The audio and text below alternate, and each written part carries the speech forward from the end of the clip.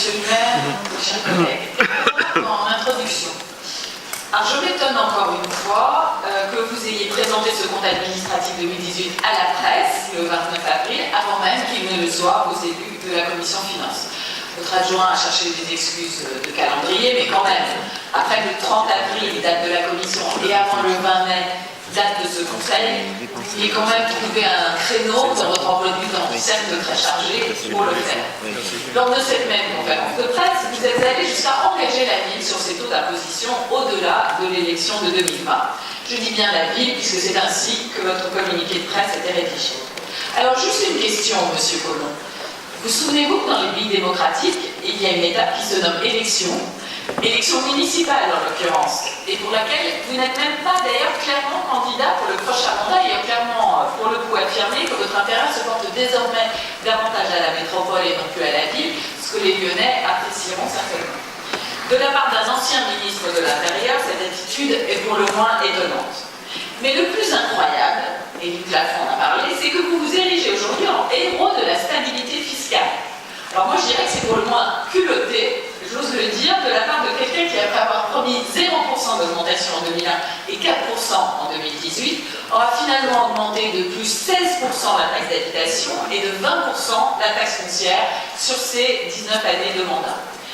Dernière remarque préliminaire, grâce à la loi NOTRe, loi que vous avez suivie au Sénat, nous bénéficions aujourd'hui de 70% de pages en plus dans les documents budgétaires qui nous sont transmis, oui, mais avec des infos importantes en moins, comme le montant des aides en nature apportées aux associations qui a disparu des comptes. C'était pourtant un élément essentiel pour la bonne compréhension de votre politique à l'égard des associations.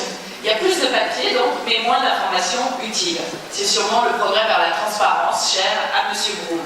Alors, vous nous avez transmis ces informations depuis, mais il faut donc les demander, en plus de l'épais documents déjà fournis. Les associations, ce sont quand même 66 millions d'euros de subventions, mais 33 millions d'euros d'apport en nature. Donc, c'est quand même un élément important.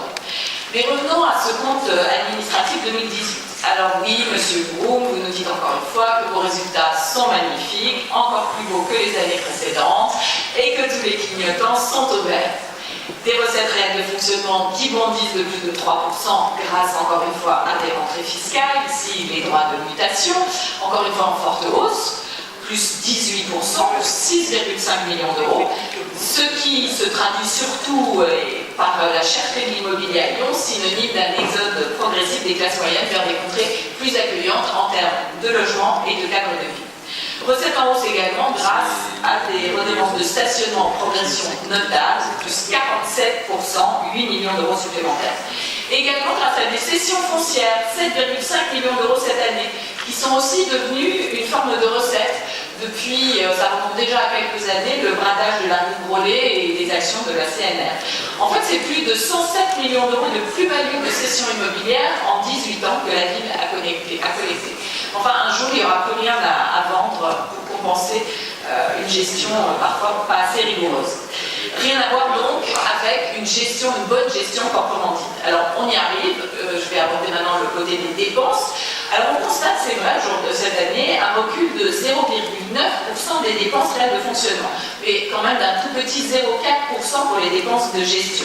Alors, c'est vrai que c'est la première fois que les dépenses de gestion sont en léger, très léger repli, mais sans la contractualisation qui a encadré la hausse de vos dépenses, rien de tel ne se serait sans doute passé. Une obligation qui, si vous l'étiez imposée il y a déjà de nombreuses années, vous aurait permis d'éviter d'augmenter les impôts. Merci aussi au rétablissement du jour de carence par le gouvernement qui vous a fait économiser 676 000 euros en 2018. Car lorsque l'on voit où vous dites avoir réalisé des économies, cela laisse songeur. Beaucoup d'éléments conjoncturels, comme le fait qu'il n'y a pas eu d'élection en 2018, mauvaise nouvelle, il y en a en 2019, et d'autres actions, certes louables, mais que ne les avez-vous faites il y a déjà longtemps, comme renégocier les marchés de l'énergie ou les marchés des assurances, mieux gérer l'entretien des espaces verts ou diminuer les actions à l'international. On a en fait l'impression que vous apprenez peu à peu la façon d'optimiser la gestion d'une collectivité. Mais bon, avec 18 ans d'opposition, 5 ans de maire d'arrondissement, 18 ans comme maire de Lyon, l'apprentissage est un petit peu longuet. Comme chaque année, la question des ressources humaines reste survolée, même si de nombreuses pages y sont consacrées.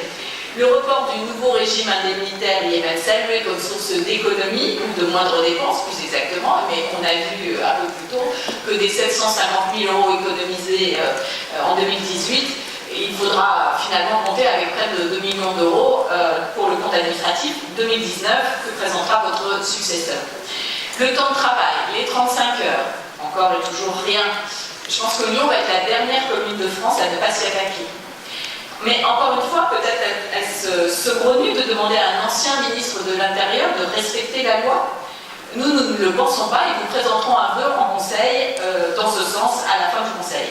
Alors, il est d'autant plus d'actualité que les députés ont voté vendredi soir un amendement obligeant les collectivités et l'État au respect de la loi. Je trouve d'ailleurs cette formulation un petit peu curieuse. Les députés obligent l'État et les collectivités à respecter la loi. Enfin, si vous avez commencé à comprendre ce que toute entreprise bien gérée sait depuis longtemps, avoir une gestion au jour le jour au plus juste, il manque cependant deux choses. Une vision du futur. Aujourd'hui, vous nous parlez de climat, vous signez un appel des maires, alors que vous avez encore réalisé il y a peu un îlot de chaleur formidable devant le palais de justice, véritable aberration climatique. Vous avez délivré des permis de construire sans prévoir les équipements publics nécessaires, crèches, écoles, stades, piscines, MJC. Vous l'avez même reconnu au vœu du 9e arrondissement, par exemple, où vous avez admis que l'école Antonin Laborde, inaugurée pourtant en septembre 2014, était déjà saturée et qu'il fallait prévoir un autre équipement. Et vous avez même précisé qu'il fallait dorénavant commencer par les équipements publics avant de faire sortir les logements de terre. C'est une sage résolution. Il vous manque aussi une vision métropolitaine. Vous nous aviez vendu, M. Collomb, une métropole source d'optimisation et d'efficacité pour les communes, notamment pour Lyon, source d'économie pour nos concitoyens. Sur ce sujet, à part les hausses d'impôts déjà citées, à la ville mais aussi à la métropole, les Lyonnais n'ont rien vu de vraiment concret depuis 2015. En témoigne le tout petit tableau de transfert de compétences, page 10 dans le rapport du maire, qui montre bien que les transferts les plus importants, et néanmoins modestes, datent de 2005, 2006, 2010, en tout cas avant la création de la métropole. La question des équipements métropolitains reste également entière. Prenons le théâtre des Célestins, par exemple, 50% de son public est lyonnais, 30% métropolitain, et pourtant la subvention d'équilibre de la ville est de 5 millions d'euros, alors que celle de la métropole n'est que de 260 000 €, et elle a constamment baissé depuis 2015. Je pourrais parler aussi de l'Opéra ou de l'ONF. Le rapprochement récent des antennes de solidarité du CCAS et des maisons de la métropole va dans le bon sens, mais nous attendons toujours une évaluation pour en juger de manière plus précise. Alors vous voyez, monsieur le ministre, monsieur le maire, vous allez donc terminer ce mandat avec une situation financière que certains pourraient percevoir comme saine et un niveau d'endettement raisonnable. Mais encore une fois, nous pensons que vous n'avez pas préparé l'avenir de notre ville. C'est pourquoi nous voterons contre ce compte administratif.